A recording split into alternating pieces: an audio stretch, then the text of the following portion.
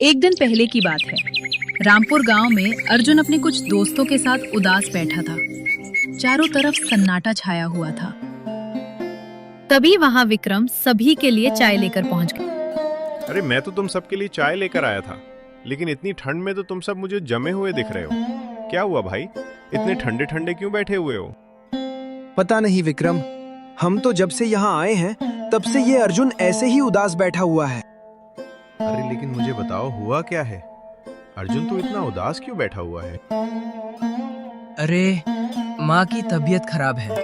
पिताजी के जाने के बाद घर की पूरी जिम्मेदारी मेरे ऊपर है। अब तू ही बता विक्रम, मैं क्या करूं? माँ जब पढ़ने के लिए बोलती थी तब तो पढ़ा नहीं, और अब गरीबी करूंगा। हाँ भाई, मेरी ही गलती थी। अरे अर्जुन, उदास मत हो, मैं हूं ना, मैं कुछ ना कुछ करता हूं। चल दोनों मिलकर कोई रास्ता निकालते हैं। चलते चलते वे बाजार की तरफ जा रहे थे। तभी उन्होंने देखा कि एक जगह पर बहुत भीड़ इकट्ठा है। दोनों भी उत्सुकतावश वहां पहुंच गए। देखा तो एक आदमी ऑटो रिक्शा में समोसे बेच रहा था। अरे भाई, इस धंधे में मुनाफा ही मुनाफा है क्या? आखिर कितना कमा लेते हो? भाई, ठंड के महीने में लोग चाय से ज्यादा समोसा खाना पसंद करते हैं। कमाई अच्छी खासी है, तभी तो मैं गाड़ी लेकर घूम रहा हूं। पहले मैं बस सिर पर टोकरी लेकर गांव-गांव घूमा करता था। आज मेरे पास खुद का ऑटो रिक्शा है। अब मैं आराम से गांव-गांव जाकर समोसे बेचता हूं। समोसे वाले की बातें सुनकर अर्जुन और विक्रम की आंखों में चमक आ गई। दोनों ने वहां से गर्मा गर्म समोसे खाए और अपने रास्ते चल दिए। तूने देखा अर्जुन, वो समोसे वाला कितने पैसे कमा रहा है? क्यों ना हम भी हमारे रामपुर गांव में समोसे का ठेला लगाएं? हाँ भाई, ऐसे भी हमारे गांव में कोई समोसे वाला नहीं है। बिल्कुल, ये तो बढ़िया मौका है। तूने सही कहा विक्रम, लेकिन इतने पैसे आएंगे कहाँ से? भाई, इतने पैसे तो मेरे पास हैं ही कि मैं मैदा और आलू ले सकूं। बाकी के पैसे समोसे बेचने के बाद आ जाएंगे। हम अपनी दुकान लगाएंगे कहाँ? अरे उसकी चिंता मत कर, बाजार के पास ही मेरी जमीन है, हम वहीं पर लगाएंगे। बढ़िया, फिर तो सब सेट है। हम कल ही अपनी दुकान लगा लेंगे।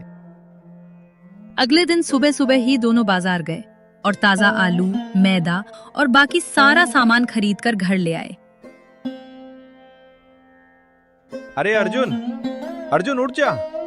तुझे याद है ना आज हमें क्या करना है? हाँ, आज का दिन मैं कैसे भूल सकता हूँ।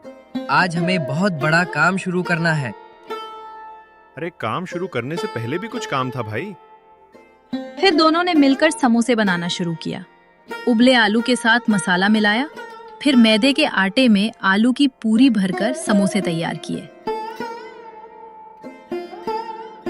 अरे गर्मा गर्म समोसे तैयार हो गए। चल भाई, अब अपनी दुकान की तरफ चलते हैं। दोनों अपनी दुकान पर पहुंचे और सारा इंतजाम किया। समोसों की खुशबू चारों तरफ फैलने लगी। अब हो गई हमारी तैयारी पूरी, बस लोग खाने के लिए आ जाएं। भाई, लोग खाने के लिए क्यों नहीं आएंगे? पहली दुकान है हमारे रामपुर गांव में समोसे की। नई समोसे की दुकान देखकर लोग वहां पर जमा होने लगे। गांव के लोग उत्सुकता से आने लगे। वाह बेटा, तूने तो बहुत बढ़िया सोचा है। हाँ, अब मेरी घरवाली जब भी लड़के के बाद मुझे खाना नहीं देगी तो मैं सीधा यहीं पर आ जाऊंगा भैया। अभी देता हूँ आप सबको गर्मा गर्म समोसे। पहले ही दिन इतनी भीड़ देखकर दोनों बहुत खुश हो गए। अर्जुन ने समोसे तले और विक्रम ने सबको गर्मा गर्म समोसे परोसे। भाई, तुम्हारे समोसे तो बहुत स्वादिष्ट हैं। अब हमें उस ऑटो वाले का आने का इंतजार नहीं करना पड़ेगा। हाँ भाई, जब मन करे तब हम यहाँ आकर खा लिया करेंगे। आप लोगों के लिए तो हमारी दुकान हमेशा खुली रहेगी। आप जब मन करे खाने आ जाया करना। शाम को जब बिन का हिसाब किताब किया, अर्जुन ये देख, पहले दिन ही हमारी कितनी अच्छी कमाई हो गई। हाँ भाई, ऐसे ही चलता रहा तो हम काफी अच्छे पैसे कमा लेंगे। पहले दिन ही उनकी काफी अच्छी कमाई हो गई थी। अगले दिन भी लोग आते, उनके चटपटे और स्पाइसी समोसे खाते और तारीफ करके जाते। हाँ भाई, ठंड के मौसम में गरम गरम समोसे खाने को मिल जाए तो और क्या चाहिए। वैसे भी ठंडे मौसम में गरम गरम समोसे खाने से शरीर एकदम अच्छा हो जाता है और मस्त काम करने में मजा आता है। सच में भाई, ठंड में तो समोसे खाने का मजा ही कुछ और है। मेरा बस चले तुम तो रोज खाने आऊंगा ही, क्योंकि मुझसे नहीं रहा जाता इतने अच्छे समोसे के बिना। लेकिन कुछ दिन बाद एक दिन अर्जुन और विक्रम बाजार गए सामान लेने। भैया जरा आलू 5 किलो देना। आलू तो दे दूं, लेकिन आज से 50 रुपए किलो। क्या 50 रुपए किलो? आलू बेच रहे हो या सोना? भाई ऊपर से दाम बढ़े हैं, लेना है तो लो, नहीं तो जाओ। मैं इसमें कुछ नहीं कर सकता।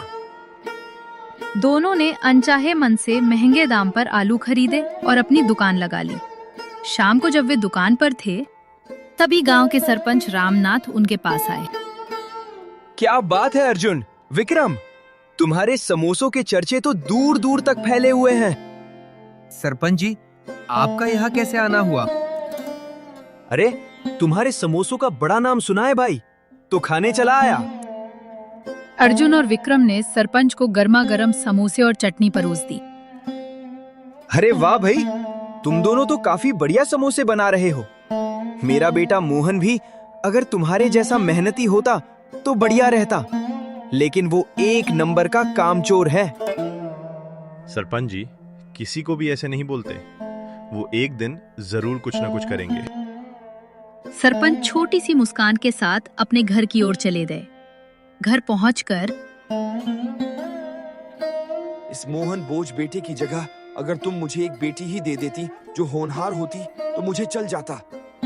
ये निकम्मा बस सारा दिन पलंग ही तोड़ता रहता है और मुफ्त का अनाज ठूंसता रहता है। ऐसा मत कहिए जी, जैसे भी हैं इस घर के चिराग हैं। अगर आप इन्हें ऐसा बोलेंगे तो इन्हें बुरा लग जाएगा, और इन्हीं से तो हमारा जीवन है। पिताजी, मैं तो कब का अर्जुन और विक्रम की जगह समोसे की दुकान लगा लूं, लेकिन वो अपनी दुकान छोड़ने को राजी ही नहीं है। अगर उनकी दुकान बंद हो जाए तो हम मिलकर बहुत अच्छा धंधा जमा लेंगे गांव के अंदर समोसे का। देखा जी, मेरा बेटा कितना होनहार है। अब इसमें इसकी क्या गलती? जब वो दोनों अपनी दुकान खाली करने को ही राजी नहीं है, तो मेरा बेटा क्या कर सकता है? सरपंच ने उनकी बातों को गंभीरता से सोचना शुरू किया। तुम चिंता मत करो, मैं कुछ करता हूँ। अगले दिन सरपंच फिर से उन दोनों के ठेले पर पहुंच गए, लेकिन इस बार उनके चेहरे पर गंभीरता थी। अरे सरपंच जी, आज फिर से समोसे खाने आ गए? समोसे खाने के लिए नहीं, दुकान खाली करने के लिए आया हूँ। क्या मतलब सरपंच जी? बहुत समय पहले अर्जुन, तेरे पिताजी ने ये जमीन मेरे पास गिरवी रखी थी। उसके 50,000 रुपए अभी भी बकाया है। अर्जुन, ये बात सच है? गिरवी रखी होगी। पिताजी ने कभी बताया नहीं, तो मुझे पता नहीं है। 1 महीने के अंदर या तो तू अपना कर्ज चुका दे या फिर ये जमीन मेरे नाम कर दे। इतनी बातें कहकर सरपंच वहां से चले गए। अर्जुन बहुत परेशान और उदास हो गया। अब हम क्या करेंगे विक्रम? इतने सारे पैसे हम कैसे चुका पाएंगे? हम तो बस 20 रुपए में समोसे बेचते हैं। वो भी आजकल आलू के दाम इतने बढ़ गए हैं कि मुनाफा ही नहीं हो रहा। चिंता मत कर मेरे भाई, जब तक मैं हूं तुझे कोई परेशानी नहीं होगी। विक्रम बहुत तेज दिमाग वाला युवक था। वो अपने मन में कुछ सोच रहा था। सुन अर्जुन, अब से हम आलू के समोसे नहीं बेचेंगे। तो क्या हम उसके अंदर मिट्टी भर के बेचेंगे? अरे नहीं भाई, अब से हम चिकन समोसा बेचेंगे। चिकन समोसा? ये कैसा होता है? देख भाई, आलू के रेट तो इतने ज्यादा बढ़े हुए हैं और इसी दाम में हमको चिकन भी मिल रहा है। क्यों ना गांव वालों को एक नया स्वाद दिया जाए और चिकन समोसा खिलाया जाए। थोड़ा दाम बढ़ा देंगे जिससे हमारा काफी अच्छा मुनाफा होगा। तू सही कह रहा है विक्रम।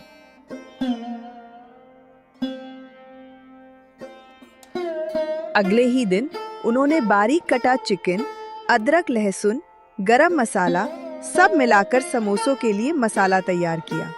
इस मसाले से समोसे बनाकर तेल में तला और अपनी दुकान लगा ली।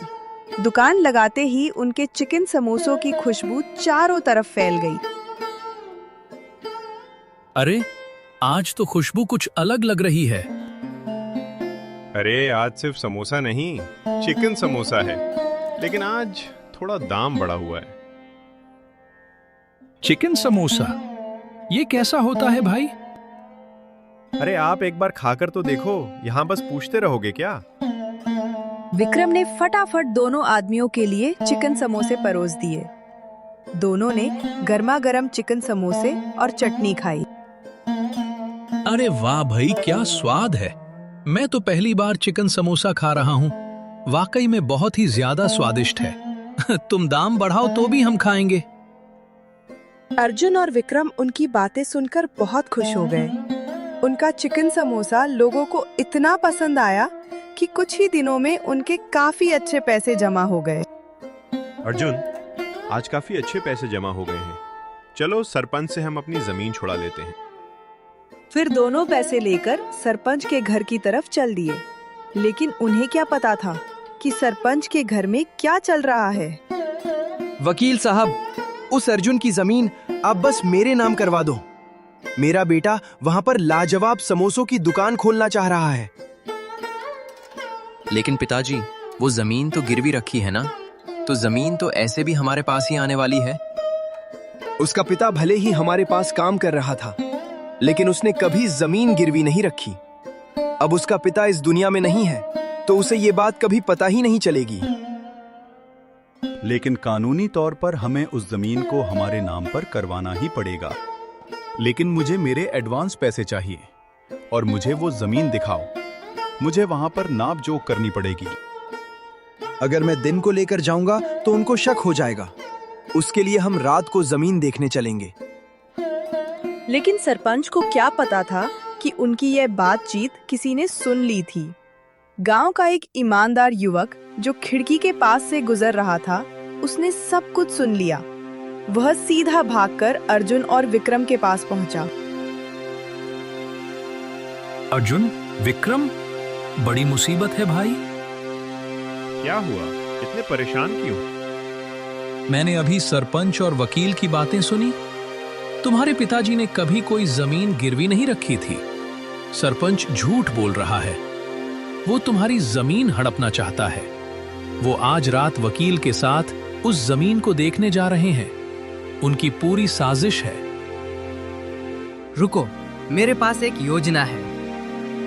विक्रम ने अर्जुन और गांव वालों को अपनी पूरी योजना बताई। सभी ने मिलकर एक योजना बनाई। देखो, हमारी सारी उम्मीद काका रामदीन की एक्टिंग पर निर्भर है। कुछ गड़बड़ मत करना। चिंता मत करो बेटा, मैं पहले नाटक में रावण का किरदार निभाया करता था। बस मेरी एक्टिंग देखो। रात हो गई, अंधेरा छा गया था। सरपंच और वकील चौराहे के पास पहुंचे। तभी अचानक काका रामदीन भूत का रूप बनाकर उनके सामने आ गए। उन्होंने सफेद कपड़े पहन रखे थे और चेहरे पर सफेद पाउडर लगा रखा था। रामनाथ, क्यों रे सरपंच, तू मेरी जमीन हड़पने आया है? कौन है? मैं अर्जुन का पिता हूँ। और मैंने कब अपनी जमीन तेरे पास गिरवी रखी? बोल। नहीं, वो तो। बोल नहीं, तुमने कोई गिरवी नहीं रखा था। मेरे बेटे की जमीन को अपने नाम पर करवा रहा था। सच बोल। हाँ, मैं झूठ बोल रहा था। तुमने कोई जमीन गिरवी नहीं रखी थी। मेरे बेटे मोहन का होटल खोलने के लिए मैं वो जमीन अपने नाम पर करवा रहा था। मुझे जाने दो, मुझे माफ कर दो।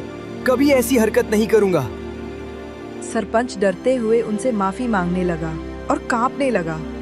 ये सब देखकर वकील तो वहां से दुम दबाकर भाग गया।